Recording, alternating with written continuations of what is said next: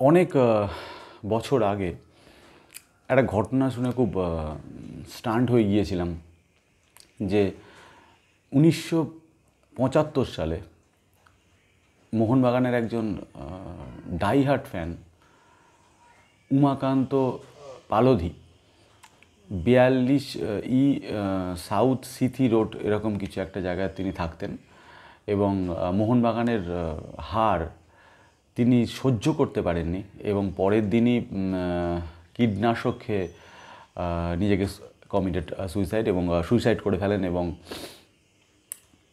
Suicide নোটে লিখে যান যে পরের জন্মে তিনি যেন আবার মোহন মায়ের কোলেই জন্মগ্রহণ করেন এবং এই শোধটা, এই হারের বদলাটা যেন তিনি নিতে পারেন।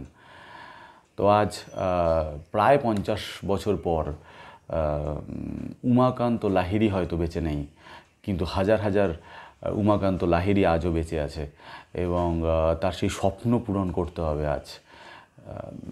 যুবভারতীতে হয়তো সারা বছর যারা স্টেডিয়াম ভরিয়ে রাখেন সেই সব সাধারণ মানুষের বোধহয় আজ টিকিট খুব একটা তারা জোটাতে পারেননি, কারণ আজ টিকিট অনেক ব্ল্যাকার্সদের হাতে পৌঁছে গেছে এবং শুনলাম বিভিন্ন পেপার টেপার পড়ে যে প্রায় 2000 টাকার ওপরে পর্যন্ত টিকিটের দাম হয়ে যাচ্ছে, 2-3 হাজার টাকার পর্যন্ত ব্ল্যাকে। তো হয়তো বেশিরভাগ মানুষই হয়তো টিভিতে চোখ রাখবেন, হয়তো ফোনে চোখ রাখবেন, কিন্তু মনটা রেখে আসবেন যুবভারতীতে।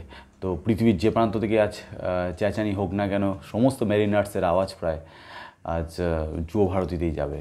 তো মোহনবাগান একটা আবেগ, একটা দল, এবং আজ জিতলে একটা বৃত্ত সম্পন্ন হয়ে যাবে, এটা খুব বাস্তব। ডুরান্ড কাপটা জিতেছি এবং আইএফএ শিল্ড, এই আইএসএলের লিগ শিল্ড চ্যাম্পিয়ন হয়েছি এবং আজ আমরা আইএসএলটাও জিতবো।